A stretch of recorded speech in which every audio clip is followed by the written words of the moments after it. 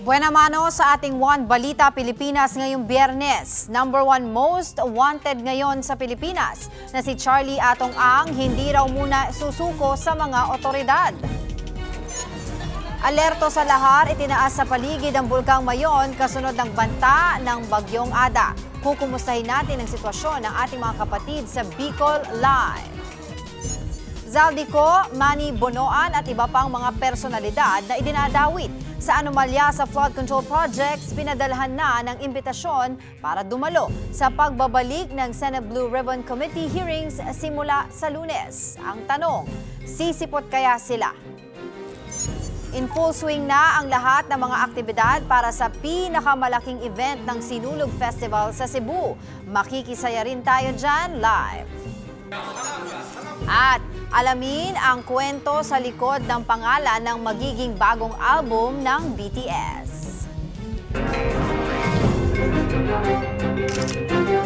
Magandang taghali, Luzon, Visayas at Mindanao. Thank you for joining us. Good afternoon sa mga Saan po ang This has been my guide. Ang buting utang, kumikita sa mga utang. mga idea ng mga balita sa Visayas at Mindanao? Nagsanga ang mga paluwa sa kanilang mga probinsya. Hola! One Balita Pilipinas!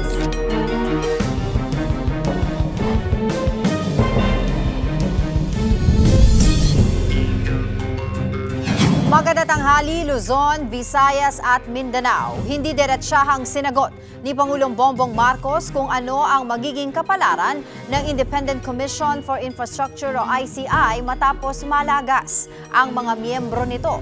Nakadepende daw kasi ito sa trabahong kailangan nilang gawin. Para bigyan ng mukha ang balita, Mobile Journal, Julie Baiza. Hindi pa malinaw ang magiging kapalaran ng Independent Commission for Infrastructure o ICI. Depende pa raw yan sa mga kailangang gawin ayon kay Pangulong Bongbong Marcos. Well, it depends on how much work they still have left. Kung matapos na yung trabaho nila, we will see what they can do next. But they really are coming to the end. Lahat ng kailangan imbestigahan na nila. Maybe there are one or two other loose ends that they have to clear up. Sagot yan ni Pangulong Bongbong Marcos nang tanungin sa magiging direksyon ng binuong Independent Commission for Infrastructure.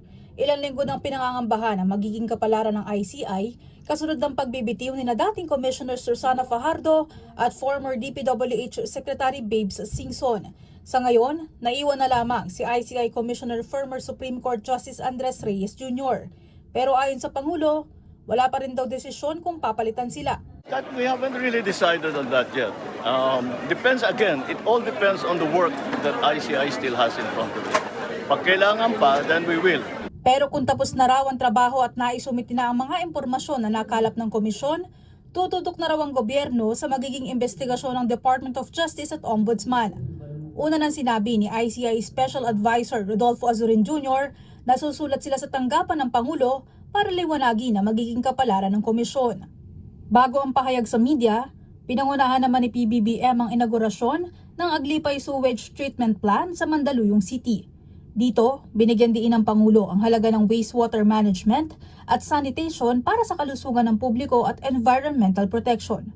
Mga kapatid, Mobile Journal Julie Baiza po, hatid ang mukha ng balita.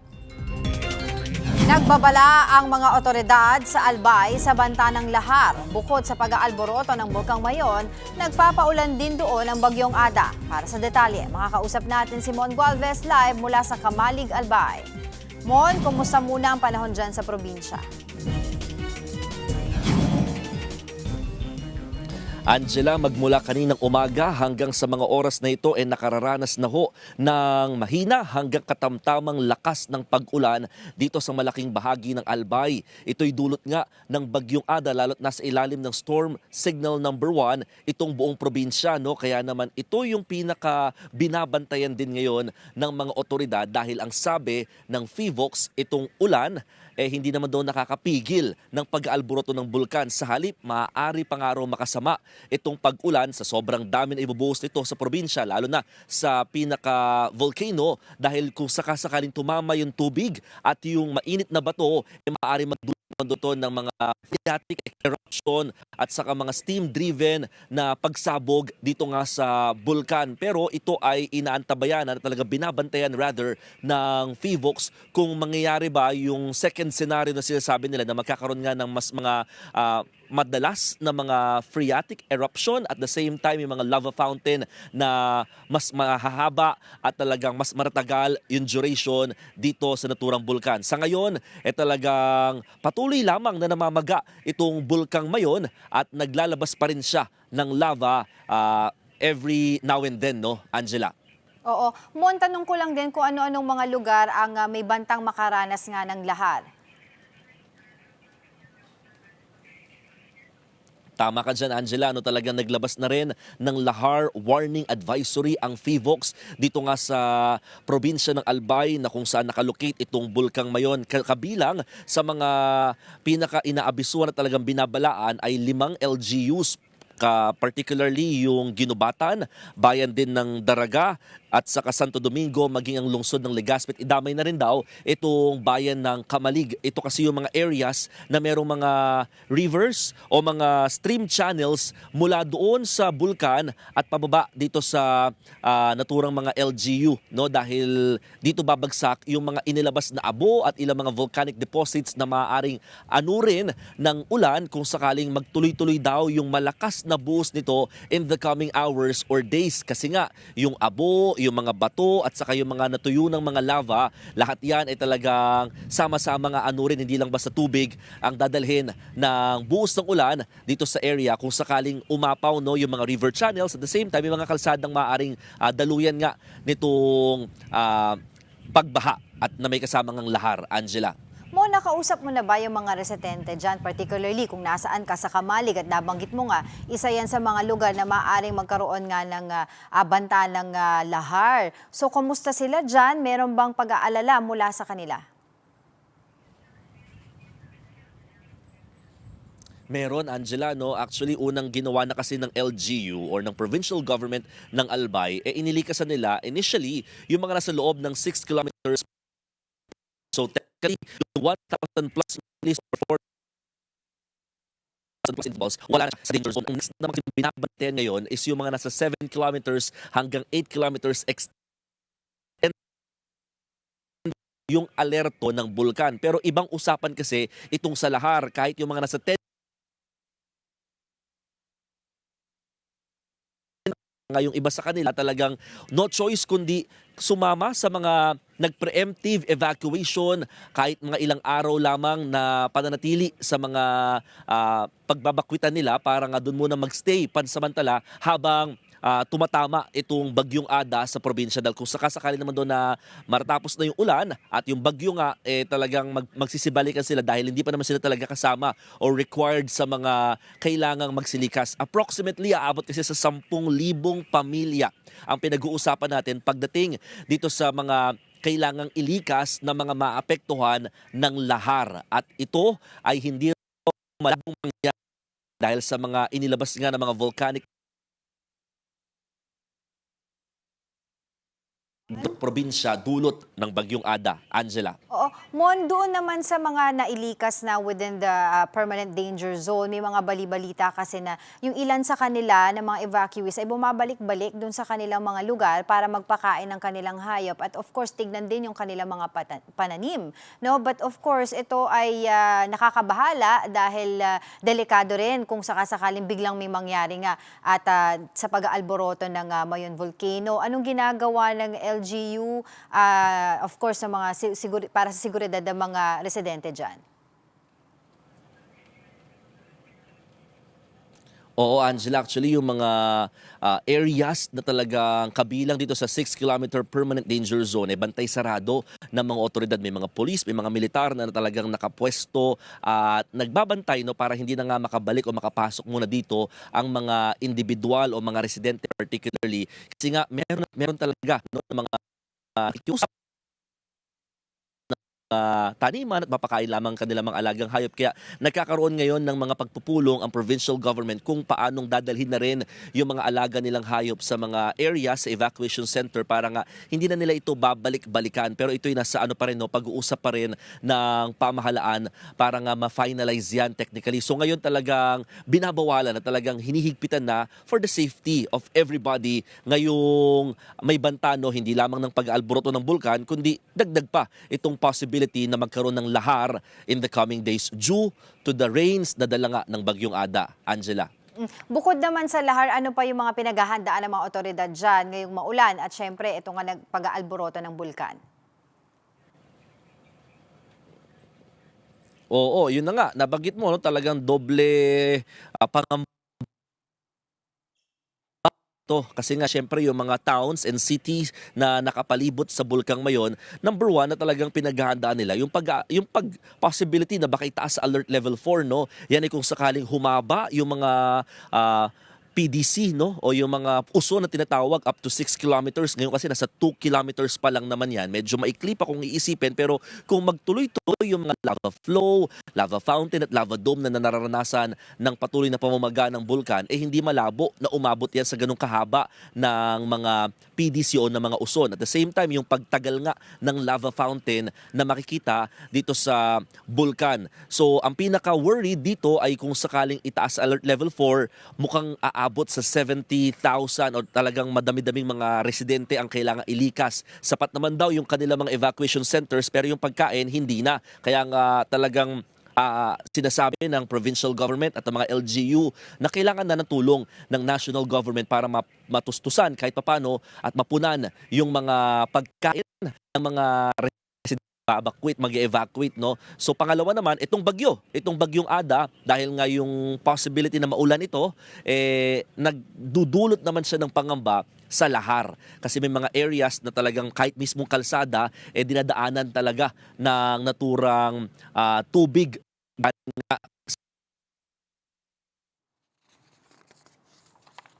Mon? Alright, sige. Mahirap na ang signal doon. Maraming salamat at mag-ingat kayo dyan, Mon Gualvez.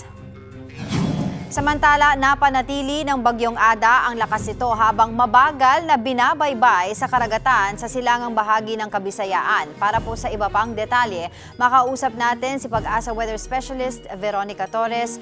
Hi, Ma'am Veronica. Magandang tanghali. Sa inyo at sa ating mga taga-subaybay. Ma'am Veronica, ano po ang kasalukuyang lakas at galaw ng Bagyong Ada? Itong si Bagyong Ada ay nagtataglay ng lakas na hangin na 65 kilometers per hour malapit sa sentro at bugso na abot sa 80 kilometers per hour. Ito nga din si Ada ay nasa tropical storm intensity or tropical storm category, kumikilo sa direksyong hilaga sa bilis na 15 kilometers per hour. Lapit sa ating landmass at ano po ang magiging track nito? Ngayon nga po nakikita natin na by the weekend ay mas lalapit pa nga ito sa landmass, mostly sa may silangang bahagi ng Visayas at silangang bahagi rin ng Bicol region. Nakikita natin lalapit ito by weekend and then mag-curve ito papalayo sa mga after that naman po. Gayunpaman, yung mga paulan pa rin natin sa silangang bahagi ng Southern Luzon at Visayas, patuloy pa rin po. Gano'n naman po kalawak ang bagyo? Ito nga si Bagyong Ada, ano pong mga lugar ang pinakamaapektuhan kapag lumapit po ang bagyo sa ating landmass? Opo, ito nga si Bagyong Ada ay may lawak na may radius na 400 kilometers. And then yung mga areas na kapag lumapit pa nga ito ay mostly yung pinakamalapit na mga lugar itong sa may Samar provinces, sa may Northern Samar, Eastern Samar, at yung silangang bahagi rin ng Bicol region sa may Catanduanes, Camarines Sur, Albay, Sorsogon. Gayunpaman, areas na dito sa may Bicol and Eastern Visayas, mas mag-ingat kasi kahit hindi super lumapit o hindi lumapit ng sobra yung bagyo sa lugar nila, ay magiging maulan pa rin naman po, lalo na yung mga inuulan ng mga nakarang araw pa. Meron po bang posibilidad na malusaw po ito along the way dahil po sa epekto ng amihan? Opo, so kung hindi na masusustain yung kailangang init ng karagatan para manatili ito bilang bagyo at dahil nga po yung epekto ng amihan ay mas lumalamig yung karagatan sa may bandang silangan ng Luzon at kapag hindi na nga po masustain yung init na kailangan na ay posible nga pong humina na ito. Okay. Of course, binabantayan po namin yung lugar po no ng sa may Albay dahil nga po sa pag-aalboroto ng Mayon Volcano. Ano po ba ang magiging lagay ng panahon doon? Nakikita nga po natin sa Albay ngayong araw, nakikita pa nga rin natin na nagiging maulan, maulap na papawirin, mga kalat-kalat na pag-ulan, pagkidlat at pagkulog yung dalangan nitong si Bagyong Ada. Pero sa mga susunod na araw or this Saturday, Sunday, mas posibleng lumapit pa nga rin ito sa area ng Albay, sa may bandang silangang bahagi ng Bicol Region. So posible yung posible na mas maging maulan sa areas po nila. And then by tomorrow, nakita nga rin natin yung 100 to 200 millimeters of rain. Posible sa lugar nga din ng Albay. Kaya kailangan po yung pag-iingat ng mga kababayan natin at alam nga po natin nag-aalburuto si Bulkang Mayon. Okay, so sabi nyo nga po no, may pagbagal yung pagkilos ng Bagyong Ada. Ano po ba ang maaring epekto nito? May possibility po ba na lumakas pa yung bagyo sa mga susunod na oras o araw? Sa ngayon po, nakikita natin na sa mga susunod na araw, kung lalakas pa man siya, yung lakas ng hangin nga mula sa sentro, posibleng ang pinakamalakas na nakikita natin for now ay 75 kilometers per hour from today na 65 kilometers per hour. Pero yun naman po yung pinakamataas na nakikita natin, possibly by tomorrow. Pero after that, posible nang bumaba ulit yung kanyang maximum winds. Hanggang kailan po mananatili sa ating Philippine Area of Responsibility ang Bagyong Ada? So ngayon po meron tayong 5-day na track forecast nitong si Ada. Until Wednesday po meron tayong forecast and then even up until Wednesday nasa loob pa rin ito ng ating Philippine Area of Responsibility. Nasa bandang silangan po kasi ito ng landmass natin at mas malaki yung area ng PAR po natin dito sa may east. Kaya even until Wednesday nasa loob pa rin ito ng PAR. Pero patuloy pa rin natin itong babantayan at titignan kung hanggang kailan ito mananatili sa ating PAR. Meron po ba tayo iba pang binabantayan na weather system na maaaring makaapekto po sa ating bansa? Opo, maliban nga dito kay Bagyong Ada, present pa nga rin po itong amihan o northeast monsoon na mostly nakakaapekto sa northern at central Luzon. At yun nga po silang dalawa yung ating binabantayan currently. Alright, maraming salamat po sa iyong oras, Pag-asa Weather Specialist Veronica Torres. Sa iba pang balita, tinuturing na bilang #1 most wanted sa Pilipinas ang negosyanteng si Atong Ang. Meron ng 10 milyong pisong pabuya ang Department of the Interior and Local Government o DILG para sa sinumang makakapagturo kay Ang. Ayon sa DILG, maituturing na armed and dangerous ang akusadong negosyante dahil posible itong manlaban lalo't marami itong tauhan. Pero pagtitiyak ng ahensya, wala silang planong extrajudicial killing laban kay Ang. Sa ngayon, humihiling na ang PNP na isama si Ang sa red notice ng Interpol. Umaalma naman ang kampo niya sa umanay premature na pag-issue ng korte ng warrant pero tinabla ito ng prosecution. Hindi natin pwedeng paratangan ng husgado na naging premature yung kanyang paglalabas ng warrant of arrest dito sa kasong ito. Kasi pagka nag-submit ang prosecutors o nag-file kami ng aming information sa husgado, hindi lang naman information ang kasama niyan eh. Kasama niya ng lahat ng mga dokumento na maaring naging bahagi noong preliminary investigation. Ang tutuusin nga, noong Disyembre pa natin hihintay na maglabas ng warrant. Pero inabot ng halos 2 linggo. Maswerte namang nakaligtas ang isang jeepney driver matapos mauwi sa saksakan ang kinakasangkutan niyang road rage sa Laguna. Pero ang plot twist, ang isa sa mga nanaksak, kaanak pala niya. Magbabalita si Gare de Leon. Sa video footage na ito ng isang netizen, makikita ang 2 lalaking nagbubugbugan sa Santa Cruz, Laguna. Hanggang sa inawat na sila ng isa pang lalaki. Hala, may kutsilyo! Pero ilang saglit pa, may lalaking nakaputing sando ang dumating sa kainundayan ng saksak ang nakaitim na lalaki. Pero ang away tuloy lang. Ang gulong ito nangyari nitong January 4. Away kalsada ang punot dulo na kinakasangkutan ng isang jeepney driver at isang L300 van driver. Nagkagit-gitan at girian daw sa bandang Sambat, Bubukal. Pero nauwi sa pisikalan nang magtagpo sa panulukan ng Sambat. Bumusina siya ng malakas. Di pinabayaan ko lang, parang wala lang. Dito diretso po ako papuntang Sambat. Pagdating ko po sa may Sambat, pinagmumura na po ako. Ang jeepney driver na si alias Billy, nagalit daw nang harangan siya na nakaaway na driver ng L300 van. Ginawa dito ni driver, inili ko yung manibela, sabay inarangkada, binundol niya kami. Doon na po ako nagalit, kaya doon na rin po ako nakapagmura sa kanila. Dito na raw nagalit ng gusto ang dalawang pasahero ng L300 van, kaya bumaba ang isa sa pasahero na may dala na raw na mahabang patalim. Ang matindi, may isa pa palang restback ang van driver na sinubukan ding saksakin ng jeepney driver. Ito po, tama ako. Tagiliran. Ito po, 6 po tahin ito. Saksak yan? Opo, 6 saksak niyan. Tapos ito po sa may balikat, ayan.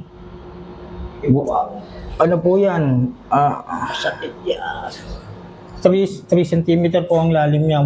Napigilan raw ang pagsaksak sa jeepney driver nang maagaw niya ang patalim. Pero muntik na raw maputol ang daliri sa kamay ng jeepney driver. Nung maagaw ko po yung kutsilyo, tumakbo na po si driver. Siyempre, tapos ako po medyo nalula ako, nahilo ako. Dali-dali naman daw tumakas sa mga nakaaway niya. Dito na rin nag-backtracking ang mga otoridad. Nagpaikot-ikot dito sa ating sa Pila, sa Nangkarlan, sa Kalawan, sa Bae. Ang dulo po sa Subanos. Sumuko na po agad sila at nagpag-negotiate. Ang sabi nga nila, natakot sila. Baka maggantihan din nila kilala kalaban nila. Agad nilang natunton ang sasakyan at isa sa lalaking sumaksak sa driver ng jeep. Nagarap sa opisina ng mayor ng Santa Cruz, ang biktimang driver at ang suspect. Kung may paumanin sa nangyari, pare-pares naman po hinit ng ulutong naganap, hindi naman po natin kagustuhan na. Pero walang hablaan na naganap. Nadiskubre kasi ng jeepney driver na kaanak pala niya ang suspect. Pareho rin naman daw silang may pagkakamali. Hiling na lang niya, sagutin ng suspect ang gasto sa ospital. Sisip naman po kayo na humingi ng tawad at yung mga nagastos ko po sa ospital, tsaka po yung lahat po ng mga hindi ko na ipasok. Ako naman po, hindi naman po ako masamang tao. At tao lang din po ko, kakamali. Para sa 1PH, Gary De Leon, News 5. Gusto mo bang umasenso at gusto mo ba umangat ang iyong buhay this 2026? Yes, ikaw. Kung yan ang gusto mo, tapusin mo tong episode na ito. Kamusta na mga kabudgetarian? This is Chinkitan, your pambansang wealth coach. Pag-usapan natin ang best investment for yourself. Alam mo according sa datos po, ang mga tao na nag-i-invest, saan? Una, sa stocks, sa mutual fund, sa crypto, hindi. Kalusugan, oo. Kasi pag tayo nag-invest sa kalusugan po, napakalaga niyan, we will spend less on medical bills because health is wealth. Ang perang hindi ginagastos sa gamot sa ospital ay naiipon mo, di ba? Ay pang negosyo mo. Tatandaan nyo dahil walang yumayaman kapag ikaw ay may sakit. O kaya kailangan po mag-regular check-up. O kailangan po kumain ng tama. O alam nyo naman yan. O number 3, matulog ng at least 6 to 8 hours a day. Number 4, kailangan po natin maglakad o mag-walk man lang kahit na mga 5,000 steps or 10,000 steps per day. Pangalawa, aside from health, ang investment natin, pangalawa, mag-invest tayo sa karunungan. You know what? Look at me. You are just one skill away to double your income. Oo, one skill lang. Dati hindi ka marunong social media, ngayon nagso-social media ka. Pwede mo ibenta ang social media services mo. Dati hindi ka pwede magaling mag-graphics, natuto ka mag-graphics, pwede ka mag-offer ng graphics mo. 'Di ba? In other words, kung ano ang natutunan mo, pwedeng ibenta mo. Kaya kung gusto mo tumaas ang iyong kita, taasan mo rin yung halaga, yung iyong sarili, mag-upgrade ka sa sarili. Isa pang investment na napakaganda, invest in your relationships. Alam mo, walang umaangat na mag-isa. Kaya nga napakahalaga na marunong ka makipagkapwa-tao, maging tapat ka sa lahat ng transaksyon mo. Huwag ka tayo mananagasan ng tao. At kung tayo ay nagkamali, nasaktan natin ng ibang tao, dapat marunong tayo magpakumbaba at humingi ng tawad. At pag ang tao ay humingi rin ng tawad sa atin, matuto rin tayo magpatawad. Kaya nga connect, di ba, with people, connect with mentors, di ba? Connect with people who you can help and people who can also add value to you. Your network kasi can become your network. Kaya nga mga kapatid, itong tatandaan natin ulit invest number 1 in health, invest in knowledge, invest in skills, and invest in relationship. Sana nakatulong tong episode na ito. Tatandaan, tamang karunungan, tamang disiplina ang susi sa pagyaman. Susunod, Saldico, Manny Bonoan at iba pang mga personalidad na idinadawit sa anomalya sa flood control projects, pinadalhan na ng imbitasyon para dumalo sa pagbabalik ng Senate Blue Ribbon Committee hearings simula sa Lunes. At libo-libong Cebuano nakilahok sa traslasyon para sa Sinulog 2026. Yan at iba pa sa pagbabalik ng One Balita, Pilipinas.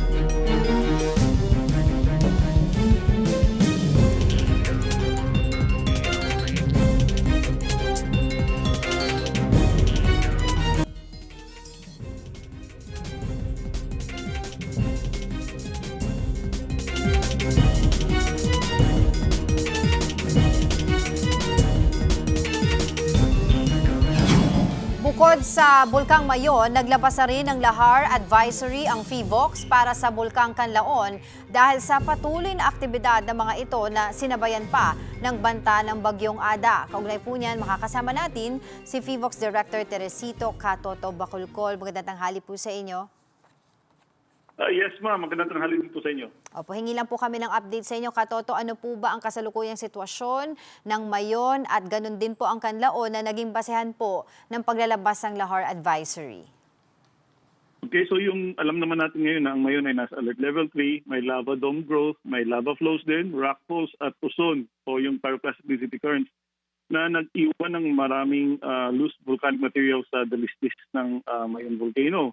Yung sa Canlaon naman ay nasa alert level 2 at may naiiwan pa rin ng mga loose volcanic materials from the previous eruptions. So according to Pag-asa, magdadala ang Bagyong Ada ng katamtaman hanggang malakas na pag-ulan. So kapag inuulan, yung loose materials natin, tumataas ang posibilidad na this will be remobilized as lahars. Kaya po tayo naglabas ng advisory.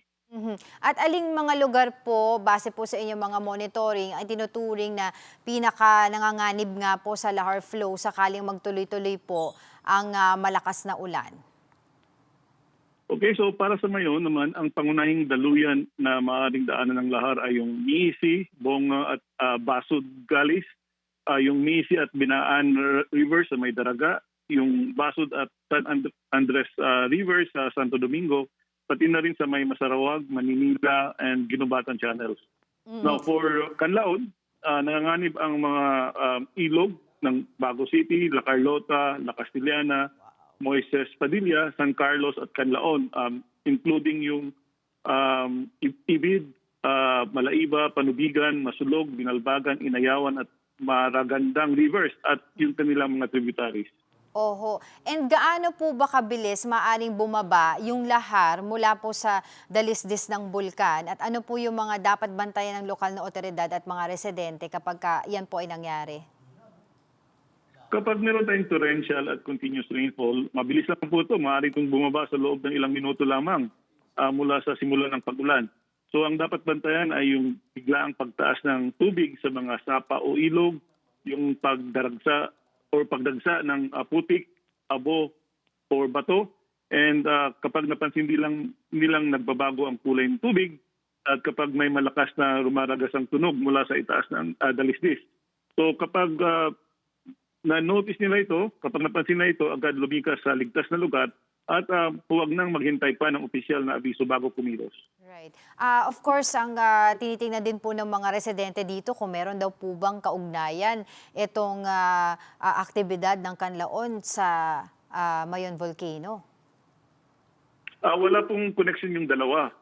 Yung vulkan, yung magma system ng Mayon is different from the magma system ng Canlaon volcano and wala pong connection yan. It says that we have 24 active volcanoes and there's always this possibility na apat ang pwede magkaroon ng sabay-sabay na activity. Oo, kumbaga nagkakataon lang po. May nakikita po bang senyales ng paglala ng aktibidad ng mga bulkan na maaaring magpalala po sa banta ng lahar? Okay, so sa ngayon wala tayong indikasyon na biglaang pagtaas ng activity ng mga bulkan na magpapalala sa lahar risk. So ang banta ng lahar ay dulot ng ulan, hindi yung bagong pagsabog. Ngunit dahil patuloy na nagbubuga ng lava ang Mayon and meron pa rin presence ng abo at pyroclastic deposits sa Canlaon, madali pa rin ma-remobilize ang mga ito kapag may torrential and continuous rainfall. Okay, so meron po akong nabasa kasing report na kung maaari daw po magkaroon na sin eruption lahars, no? Itong nasa Mayon na volcano. Para po sa kaalaman ng publiko, maaari niyo po bang sabihin sa amin kung anong kaibahan po noong sin eruption lahars doon sa mga pangkaraniwang lahar? Yung sin eruption lahar ay ito ay mula sa bagong deposit na nanggaling pa from the ongoing eruptive activity ng bulkan. Yung non-eruption lahar naman ay mula sa mas lumang deposito, so from the previous eruptions. Yung sin eruption lahar ay nanggaling pa sa current na activity ng bulkan. Oo, at syempre ito po ay mainit, tama po? Yes, that's right. Yung sin eruption lahars, pwede pong mainit pa yan. And in fact, it can go as high as 40 to 70 degrees Celsius. Kaya delikado po yan, pwede po tayong mapasok. Oo. So, ano po ang ating, kumbaga, masasabi, maipapayo sa mga residente po tungkol dito?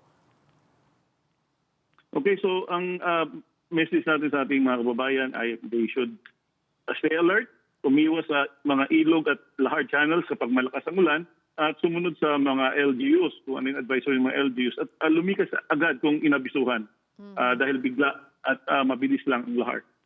Hanggang kailan po ba posibleng manatili ang lahar advisory? Hanggang meron pa ring pag-ulan, mananatili pa rin habang malakas ang ulan na dala ng tropical storm Ada. So kapag bumuti na yung panahon at bumaba ng ulan, bababa na rin yung banta ng lahar. So, but even then, ang panganib o yung danger ay nanatili pa rin hanggat may mga naiwan pang mga loose materials sa dalisdis ng bulkan. Kaya dapat manatiling alerto kahit tapos na ang bagyo. And sa ngayon po, officially ay still nasa alert level 3 pa rin po ang Mayon volcano? Yes, alert level 3 ang Mayon and alert level 2 ang Canlaon. Alright, maraming salamat po sa inyong oras, PHIVOX Director Teresito Toto Bacolcol. Samantala, naniniwala si House Deputy Speaker Ronnie Puno na walang ebidensya ang umano'y nilulutong impeachment laban kay Pangulong Bongbong Marcos. Para sa update, live na magbabalita mula sa Batasang Pambansa, si Mobile Journal, Amy Atienza. Amy? Angela, wala raw nakikitang dahilan si House Deputy Speaker Ronnie Puno para ma-impeach si Pangulong Bongbong Marcos.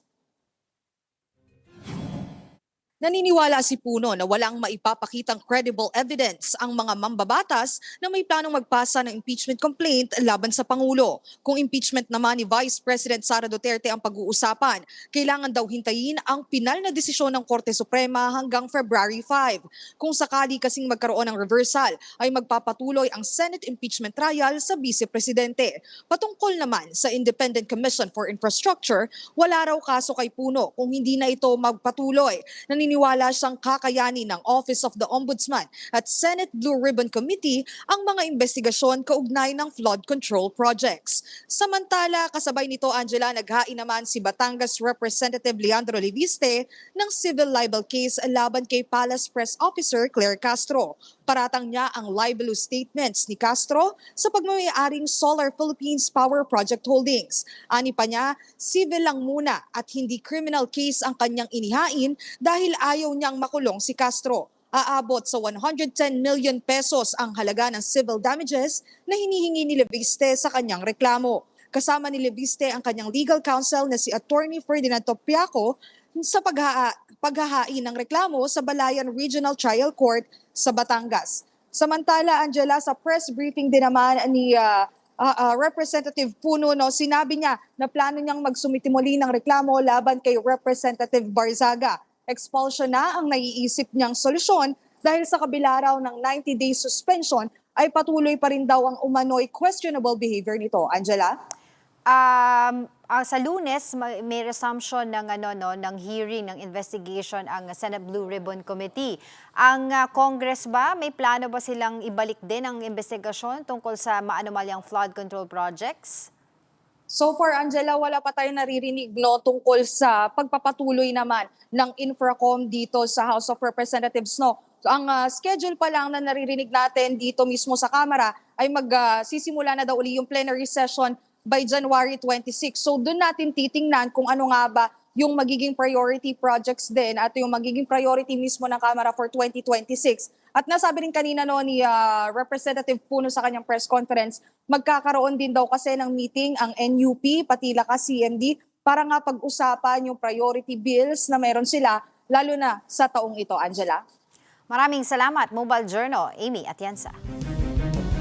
Samantala, naglabas na ng sapina ang Senado para padaluhin ang ilang dawit na personalidad sa susunod na pagdinig sa flood control scam sa Lunes, January 19. Kasama sa inisyuhan ni Senate President Tito Soto ng sapina sina dating DPWH Secretary Manny Bonoan at dating Congressman Zaldico. Matagal nang pinapatawag ng Senate Blue Ribbon Committee ang dalawa pero nasa Amerika pa rin si Bonoan habang pinaniniwalaang nagtatago naman sa Portugal si Ko. Bukod sa dalawa, pinasapi na rin ng Senado sina dating DepEd Undersecretary Traygib Olayvar, COA Commissioner Mario Lipana at ang negosyanteng si Maynard Ngu. Una nang nagbabala si Senator Ping Lacson na ipapakontempt at ipaaresto nila ang mga hindi pa rin sisipot sa hearing. Matapos naman irekomenda ng DOJ na isama na sa Witness Protection Program, mananatili pa rin muna sa kustodiya ng Senado si Henry Alcantara. Pag-uusapan daw ito ng Senado sa Lunes.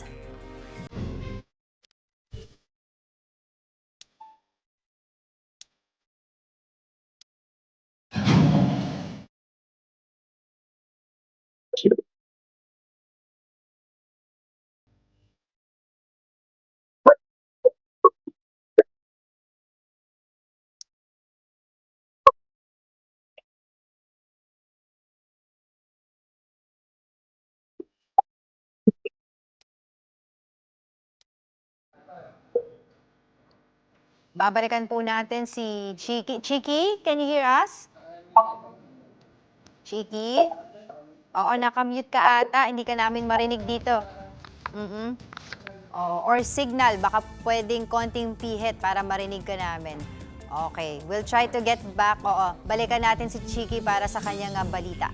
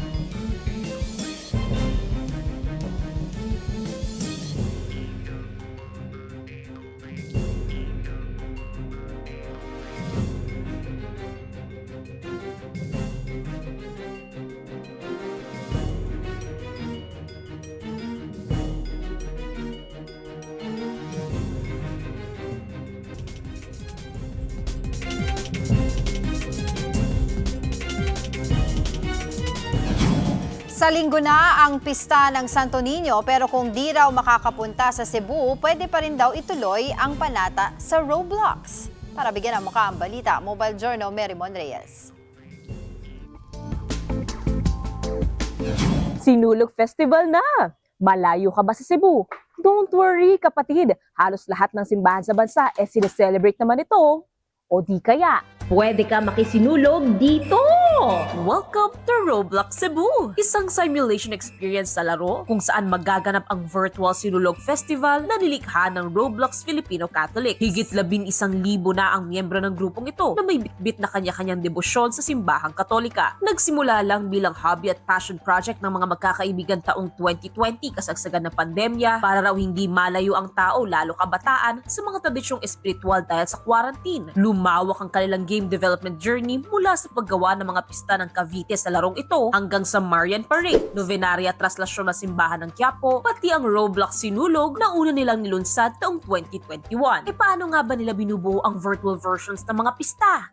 Meron kaming mga kaibigan nga na nandoon sa Cebu. So, ang ginagawa namin, punta nga kayo, picturean ninyo yung as much as possible na pwede ninyong picturean. Tapos titingnan ng mga developers ng team, and then pag nakita na ng developer, sabi na, sige, kaya natin tong gawin. Ganito yung itsura ng mga bulaklak ngayon doon. Ganito yung itsura ng banderitas doon ngayon. And then, yung susunod na process is yung papanoorin mismo kung ano yung mga nangyayari from the previous videos ng nangyayari talaga sa Cebu. Pagkatapos doon, saka namin i-dry run. Inaabot ng 3 buwan ang pag-aayos ng geographically accurate Roblox versions ng mga pista. Mula estudyante hanggang mga profesional. Volunteers din ng grupo, ang ilang mula sa clergy at ministries ng simbahan. Nagtuturo rin sila sa mga virtual church o feast goer kung paano ang tamang pagdarasal o partisipasyon sa pista. Ang kailangan lang ay mag-install ng app, pindutin ang link sa laro at makisali sa mga aktibidad. ang sabi sa atin yung Roblox Sinulog ay magaganap around 7 p.m. paggabi para mas marami pa raw sa kabataan at kahit na sinong player ang makasali. Pero nabigyan tayo ng pagkakataon na libutin yung lugar habang nagkakaroon pa sila ng mga last minute na preparations, yung paghahanda nila. Let's go! Nasa Cebu tayo! Tinutour tayo ngayon dito kung saan yung simulation nila mismo ng sinulog yung loob ng simbahan. Yan. Depending sa device nyo, yung kung maglalag siya sa graph. Ayan, ang Santo Niño de Cebu! Ayan, so head bow tayo. Sign of the cross.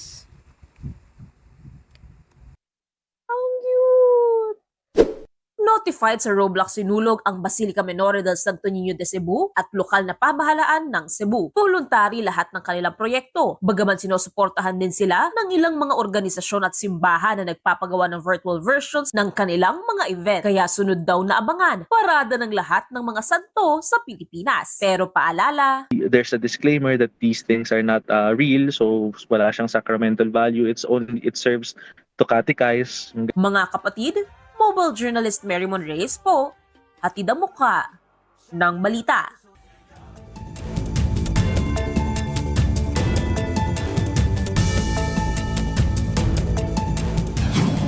Mga baidiyar ang mga balita gikan sa Visayas ug sa Mindanao. Karong adlaw, Biyernes ay pa mahitabo ang pinakadakong event sa 2026 nga sinulog.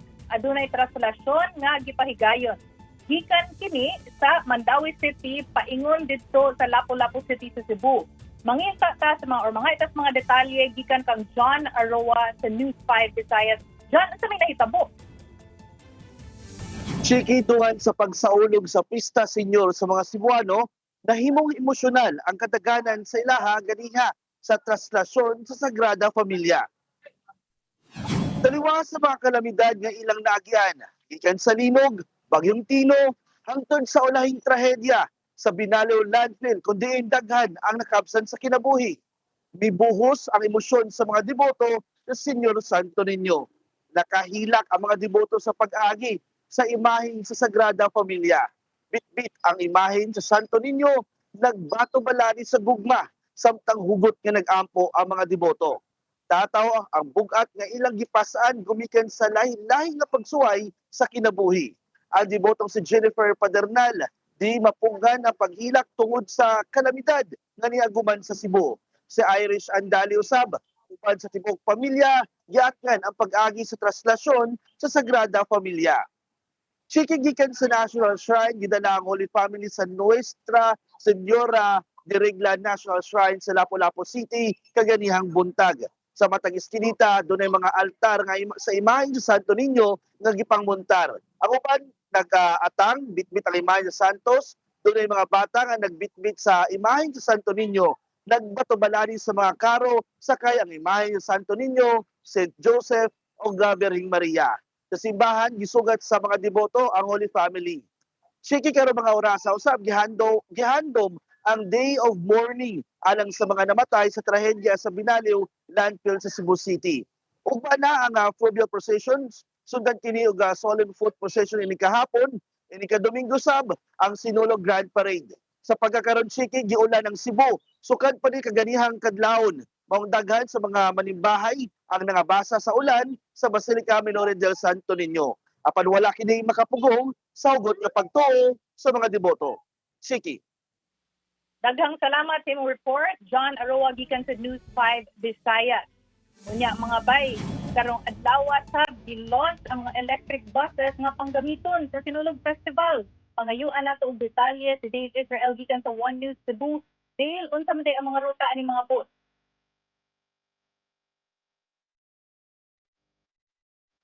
Go ahead, Dale.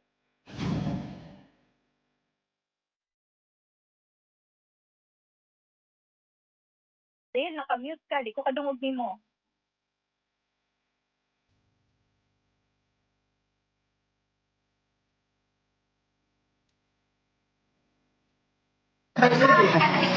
Chiki, okay. Chiki, senior diha, Chiki. Nalita karon diri sa parking lot sa Fort San Pedro diin sa Cebu City. Asa gilunsad ang duha ka mga e-bus nga gamiton isip dugang nga transportasyon para sa mga deboto sa Sinulog Festival nga libre. Ang mga e-bus pod maghatod sa mga deboto sa panahon sa Sinulog ug human hatod og kuha kini. Gamiton sad kini sa isip libre nga transportation padulong sa mga heritage sites sa downtown Cebu City. Sumala sa mga opisyal, ang mga e-bus may capacity nga maabot hangtod sa 200 kilometers sa usa ka full charge. Ulungtad sad kini kapin og 8 hangtod 10 o napo ka oras sa slow charging, samtang sa usa ka oras lang pwede ni ma-fast charging. Bisan pa og maabot sa 4 ka milyon ka piso ang balor sa matag bus, gipahulam kini nga libre sa mga sa syudad pinaagi sa tabang og pakigalay sa mga abortees group. Samantala gipangunahan karon sa mga opisyal ang pag-abli sa Devotees City ang makita dinhi karon ang mga deboto nga walay kabayad sa hotel og kadungan nila mga vendor para sa Sinulog Festival. Kadaghanan kanila gikan sa Bugos City nga mga biktima sa linog nga naglaom nga makadugang sa ilang kita pinaagi sa pagbaligya sa mga native nga mga sombrero ug mga kandila niining Sinulog. Aduna usab mga deboto gikan sa pinamungahan og Toledo City nga sumala kanila matag tuig sila mopadung diri sa Cebu City, nag-aabang sila bus para makaabot lang dinhi sa syudad. Balik sa mga Chiki. Daghan kayong salamat, Dale Israel gikan sa One News Cebu. Unya sa laing bahin mga bay gideklarar karong adlaw og holiday sa government offices ra. Mauni ang hinungdan.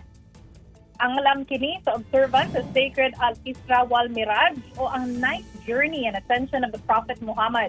Pero gimanduhan ang mga opisina nga gahatag og serbisyo sa panglawas, seguridad ug disaster response nga magpadayon sa ilang operations. Pero kung adunay mga empleyado o opisyal nga Muslim sa maong mga department, pwede sila ma-excuse o dili mo report sa trabaho o dili sila markahan og absent. Mga bay, magkuyog na sa ugma para sa mga balita sa Visayas ug sa Mindanao. Ako si Chiki Verhel.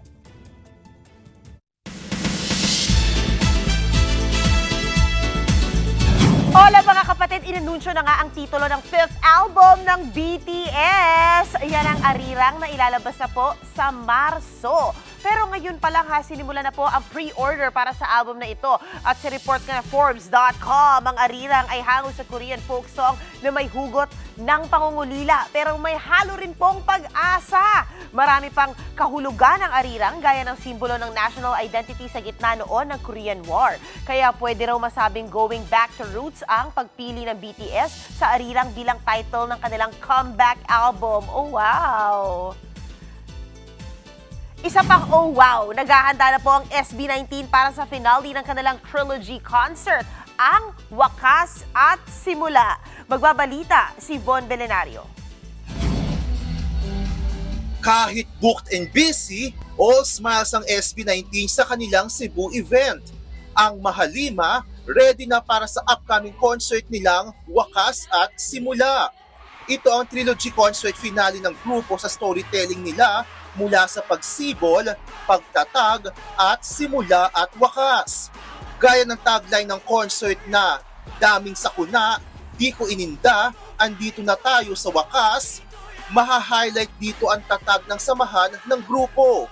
Yung journey namin nung start kami as an artist, talagang hindi madala yung struggles namin, yung pinagdaanan namin, but still, nag-stay kami sa matibay. Ang leader na si Pablo, nag-reminisce pa sa layo na narating nila sa industriya. 7 years na po yung grupo namin, pero 10 taon na po kami magkakasama, and now we have established our own company. Sa pagsisimula ng 8th year ng SB19, asahan pa ang mga pasabog nila bilang Kings of P-pop. Mapapanood ang Wakas at Simula the Trilogy Concert Finale sa SMDC Festival Grounds sa Parañaque. Kapatid, ako si Von Belenario para sa 1PH. Excited na si The Voice USA winner Sofronio Vasquez na magtanghal sa harap ng Filipino fans. Magkakaroon po siya ng Valentine's concert dito sa Pilipinas kasamang iba pang OPM greats. Narito po ang report. Isang taon na ang lumipas mula nang itaas si Sofronio Vasquez ang bandila ng Pilipinas bilang kauna-unahang Pilipinong nagwagi sa The Voice. Ngayon, patuloy siyang namamayagpag. Kamakailan, nagtanghal siya sa isang concert sa Dubai, isa sa maraming international performances na kanyang pinaghandaan. Dito naman sa Pilipinas, priority niya ang Powerhouse Valentine Concert, kung saan makakasama sila Concert King Martin Rivera, Jed Madela, Jonah at Clarice de Guzman. Lahat ng mga events ng holidays para papunta sa New Year, tinapos ko, sasagad ko na bago ako lumipad. Honestly, I love American audience, mas gusto ko rin kumanta talaga with kasama ng atin. Full support sa kanya ang mentor na si Michael Bublé at management sa Amerika. I'm still handled by same team with Michael Bublé. So they're so supportive naman. Basta lang huwag kalimutan na may American din akong events. Kaya binabalanse niya ang career sa Pilipinas at sa Amerika. Dahil kahit in-demand daw siya doon, ay hindi niya kinakalimutan ang Pinoy fans. I just trust the process na lang. So kung anong mauna, anong mangyayari, tatanggapin ko with full excitement and learning. Tsaka etong concert naman we also look forward na hindi lang siya matatapos sa Pilipinas. Abangan si Sofronio sa concert kasama ang OPM greats sa Marriott Grand Ballroom sa February 14. Ready our artifacts dahil magbabalik na si Lara Croft ng Tomb Raider. Bibida sa Prime Video series ang Hollywood actress na si Sophie Turner. Ito nga at nag-wardrobe test na po siya. O diba? Ang litratong yan, umani agad ng 250,000 likes. Wala pa pong 24 hours. Hango po sa video game ang Tomb Raider na sinundan ang kwento ng archaeologist na si Lara Croft. Grabe, from Queen of the North to Tomb Raider. Ikaw na talaga, Sophie Turner, o diba? But anyway guys, yan muna ang latest sa showbiz. Balik sa'yo, Angela. Happy Friday! Happy weekend and thank you, MJ. At yan po ang mga bumabanderang balita at public service sa inyong tunay na kasalo sa tanghali sa ngalan po ni Cheryl Cosim. Ako, si Angela Lagunsad Castro. Kami ang inyong kapatid sa public service, 1PH, teleserbisyo para sa Pilipino.